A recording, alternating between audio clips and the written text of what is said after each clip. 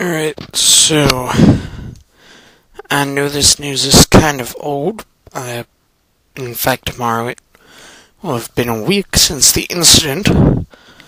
I apologize for that. I have been tied up.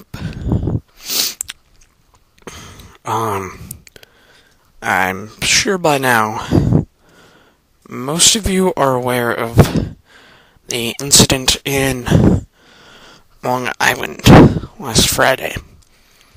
And whether you're aware of it or not, I just want to read this article here before I go off into the actual rant. A Wal-Mart worker died early Friday after an out-of-control mob of frenzied shoppers smashed through the Long Island store's front doors and trampled him, police said. The Black Friday stampede plunged the Valley Stream outlet into chaos, knocking several employees to the ground and sending others scurrying atop vending machines to avoid the horde. When the madness ended, a 34-year-old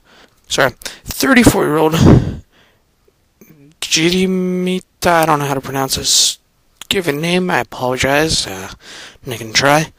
Demore was dead and 4 shoppers, including a woman 8 months pregnant, were injured. Now, I'm just going to stop here for a moment. Let's look at this. They smashed through the store's front doors, according to this, which later you find out is kind of more of a metaphorical sense. They just plowed through the opening as quickly as they could. But they knocked several employees to the ground. They had people climbing on top of vending machines to avoid the insanity. And a woman who was 8 months pregnant was pushed forward onto her belly. Knocked over, landed on her belly. Fortunately, the baby's fine, but still, that is fucked up. And for what? Black Friday savings are not that great. Unless you're going to buy a massive item that's really expensive, like an 80-inch plasma screen TV or something, it's not that great. And even then, you don't save a whole hell of a lot on those sorts of things. It'll go from like $250 to $200. And like, yeah, at best you get like $100 savings. Which can be really helpful for bigger things, but it's still not really worth it, especially not to merit the kind of insanity that goes on here. But anyway, let's continue with the article and further see what kind of insanity is here. He was bum-rushed by 200 people, said Walmart worker Jimmy Overby, 43. They took the doors off the hinges. He was trampled and killed in front of me. Okay. They took the doors off the hinges. That is how insane they were with slamming into it, trying to get inside to buy their shit. They took the motherfucking doors off the hinges. And this wasn't even too long before the store opened. The guy was actually coming to open up the doors when it happened. So these people can't wait 5 more minutes for the store to open when most of them had been there since the night before. Anyway, let's keep going. They took me down too. I didn't know if I was going to live through it. I literally had to fight people off my back, Overby said. Demore, a temporary maintenance worker from Jamaica, Queens, was gasping for air as shop would continue to surge into the store after its 5 a.m. opening, witnesses said. So, even as the man is lying there, dying, gasping for breath, people are continuing to trample over top of him. And I can understand to some extent some people, because, okay, the very first people rushed in, and once you get going, you can't really stop yourself. Some of the people immediately after them would have been being shoved and carried by the force of that, but eventually it hits a point where he probably would have just sustained a decent amount of injuries and not have died. It eventually hits that point where people just don't give a shit about him and could have stopped but kept doing it anyway. And again, continuing, Even officers who arrived to perform CPR on the trampled worker were stepped on by wild-eyed shoppers streaming inside, a cop said at the scene.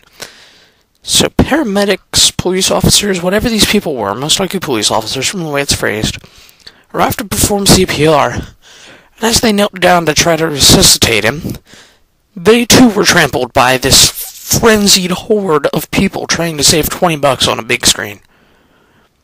They pushed him down and walked all over him, Demore's sobbing sister, Danielle, 41, said. How could these people do that? I completely have to agree here. And this is just completely fucked up. They literally walked on top of him until he was dead. Not just walked, they rushed him. They ran over top of him. Quote continues, he was such a young man with a good heart, full of life. He didn't deserve that. His cousin, Ernest Demore, called the circumstances completely unacceptable. Again, I have to agree. It's utterly appalling, really. His body was a stepping bag with so much disregard for human life. Ernst, 37, said, there has to be some accountability. Roughly 2,000 people gathered outside the Wal-Mart doors in the pre-dawn darkness. Sorry for the messing us up on the reading tonight. I'm a little out of it. But roughly 2,000 people.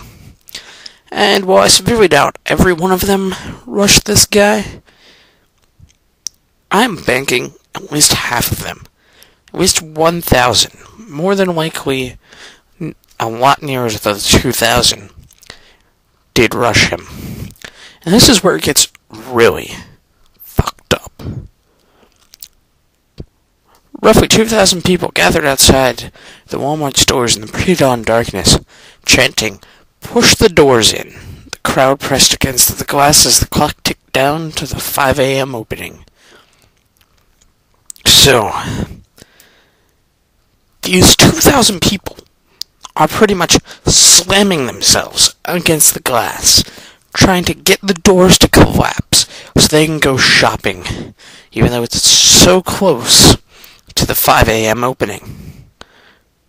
Really, a lot of these people, as it will state later in the article, had been there since really earlier that morning, like midnight-ish, or late Thursday night, and things like that.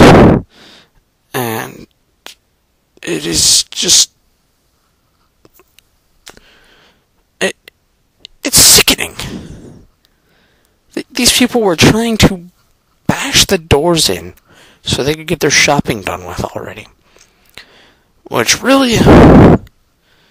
Part of this problem stems out of the fact that people are lazy fuckers.